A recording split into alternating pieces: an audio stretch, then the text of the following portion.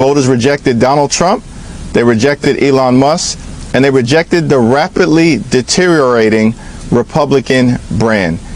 We have to continue as Democrats to make it clear to everyday Americans that we are fighting to build an affordable economy and to drive down the high cost of living, while at the same time pushing back against Republican extremism and their efforts to cut Social Security, cut Medicare, cut Medicaid, and undermine our democracy and the American way of life. Clearly, the American people are with us. Last night gave voters across America their first chance to grade Donald Trump's presidency so far, and the results were overwhelmingly negative for him. Judge Susan Crawford secured a landslide victory in Wisconsin, despite Elon Musk pouring massive amounts of money into the race in an attempt to sway the outcome. While Democrats didn't score a major win in Florida, they still performed far better than expected, what some might call a moral victory in contests that should have been easy Republican wins. This has clearly rattled Trump, as evidenced by his late-night reactions, which we'll break down in detail. But before we do, if I could quickly ask you to leave a like on this video, and if you haven't already, and you enjoy our channel, to hit that subscribe button. It goes a long way, and it really does mean a lot to me now. Before we get into Trump's panic first, I want to hear a little bit of celebration from Democratic leader Hakeem Jeffries. Right here. It's time for them to walk away from this unelected, unpopular, unhinged, and un-American billionaire puppet master. Elon Musk was just rejected decisively by the voters of Wisconsin. He tried to spend his unlimited resources to buy a state Supreme Court seat in Wisconsin, and it failed spectacularly. The voters rejected Donald Trump, they rejected Elon Musk, and they rejected the rapidly deteriorating Republican brand. We have to continue as Democrats to make it clear to everyday Americans that we are fighting to build an affordable economy and to drive down the high cost of living, while at the same time pushing back against Republican extremism and their efforts to cut Social Security, cut Medicare, cut Medicaid, and undermine our democracy and the American way of life. Clearly, the American people are with us as it relates to what they are seeing in Washington, D.C., and we've now seen this in special elections in January, in February, in March, just recently in Pennsylvania, and now, of course, decisively in April in Wisconsin. I want to ask you about what feels like a related event, especially at this hour, a related event to what voters are saying in these elections tonight. And that is what happened in the United States Senate today. And I worked in the Senate for many years, 7 or 8 years, and I can say that the Democratic leader of the House of Representatives never once set foot in the Senate chamber when I was there. All House members, of course, as we know, have floor privileges in the Senate. They can come in whenever they want to. It was extremely rare to see a House member there. You were there today. Why did you decide to go there today, and what did it feel like to witness what turned out to be the history that Senator Cory Booker made in the Senate chamber today? It was a very powerful experience. I had the opportunity to visit the Senate chamber twice. Initially, earlier in the day, just to express my support and solidarity for Cory, who I've known a long time. We got started in politics around the same period of time, him in Newark, New Jersey, and myself across the river in Brooklyn, New York. We were in law school around the same time, and I've long admired him. But today was really Senator Cory Booker taking it to the next level on behalf of the American people, and indeed, I would argue, Lawrence, the free world. And so it was powerful to be on the Senate floor with him earlier today.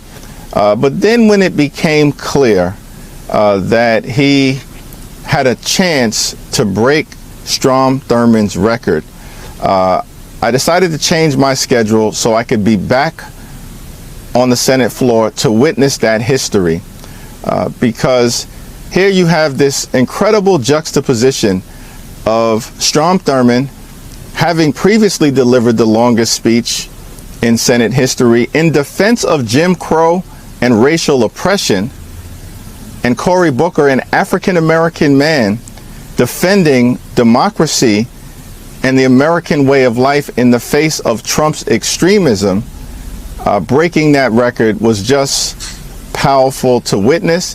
And, you know, Senator Booker's speech was strong, it was substantive, but perhaps what was most touching about it was that it was soulful, it was authentic, it came from his heart.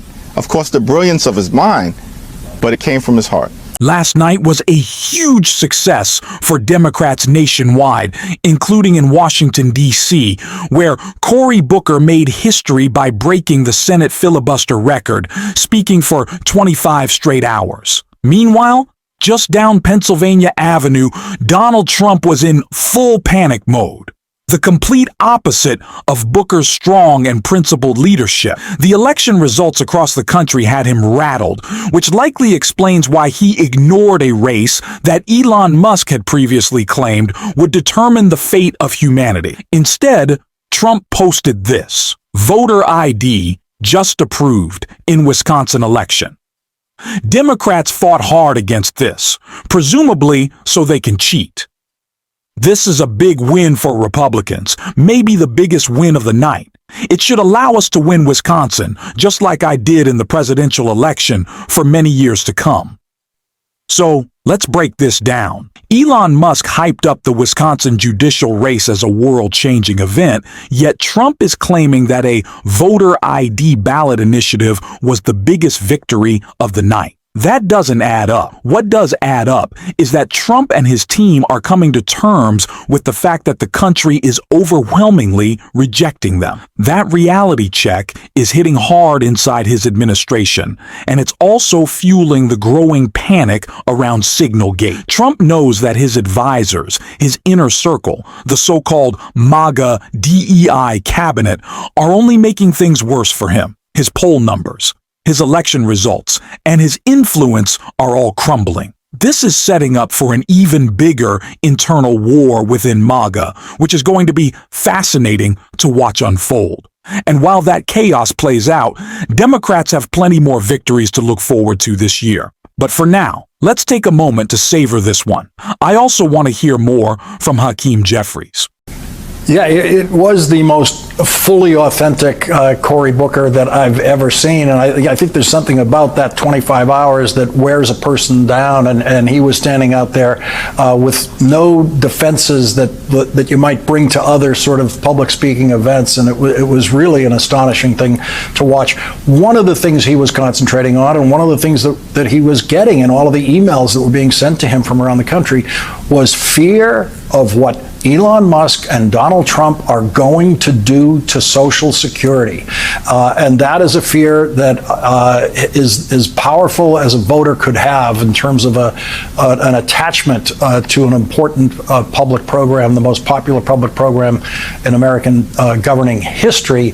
I got to think, even when you get to judicial elections in Wisconsin, if people are afraid of what's going to happen to Social Security, they're not going to be voting for the side that's trying to knock it down.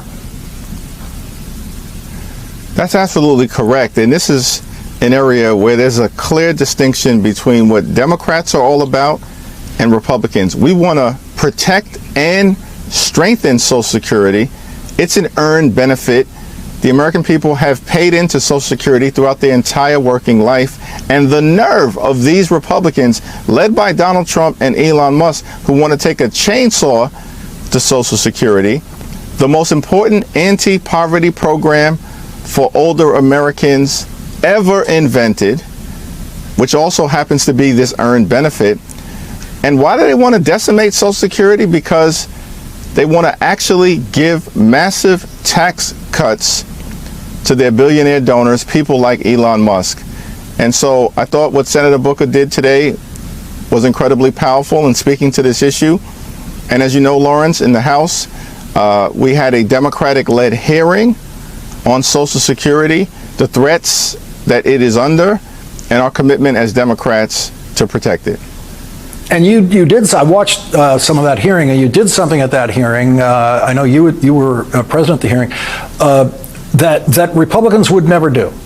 You actually listened to Social Security recipients and people whose lives could not work without their Social Security check. There was a woman who testified, I saw her testify, saying her Social Security check is $1,500 a month. $1,500 a month. And without that, she would be homeless. And the stakes identified by the actual beneficiaries in that hearing were as clear and as powerful as you could ask for. That's absolutely right. It's one thing to say, and it is in fact true, that there are a little over 70 million people who rely on Social Security as a major source of income, half of whom live by themselves here in the United States of America. But when you actually hear from people whose very life will be impacted and shortchanged, possibly just cut short in terms of their ability to live with the dignity and respect that every American deserves, is very powerful. Republicans have no interest in these Americans telling their stories, which is why as House Democrats, we will continue week after week to hold hearings. This is the third in a series of hearings that we've held. Initially, it was on Medicaid last week.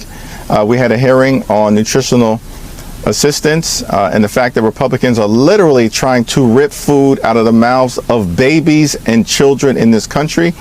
Today, Social Security, and we're going to continue to stay on this case. I mean, on the subject of Social Security, I would have to think that it was a factor in the results we're seeing in those congressional races, those House races in Florida tonight. There's no doubt about it. You know, Elon Musk was also very involved in these Florida races, and notwithstanding the fact that these are safe Republican districts, the results that we have seen can be interpreted, we believe, as a rejection of him and his extremism as well. This is somebody who has said he wants to take a chainsaw to Social Security, and he's called Social Security a Ponzi scheme. It's not a Ponzi scheme, Elon. He's a living, breathing Ponzi scheme. Project 2025 is a Ponzi scheme.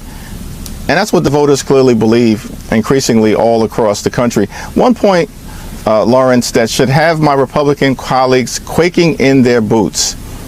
In the Florida 6 race, which was a Trump plus 30 district, where the margin was cut in half, and we'll see where it ultimately lands, but we know at minimum it was cut in half to around 15 or 16 points. There are 60 Republicans in the House of Representatives who currently represent districts where Trump did worse than 15 or 16 points. And every single one of those districts, there's now a target on the backs of those House Republicans. House Democratic Leader Hakeem Jeffries, thank you very much for joining us on this important night. Really appreciate it. This was a tremendous win last night, and we need to carry this momentum. We, as Democrats, need to realize that we have Americans behind us that we need to start fighting back and doing so as loudly as possible on the unlawful deportation plan. Donald Trump is enacting the stupid tariff agenda that is wrecking our economy, and every other attack on social programs like Social Security, Medicaid, and Medicare. We need to be loud. We need to fight back. We're doing so on this show, and if you want to support that, as always, you can hit that subscribe button, leave a like on this video, and if you stuck around to the end, you drop a blue heart in the comments, and until next time, I'll see you soon.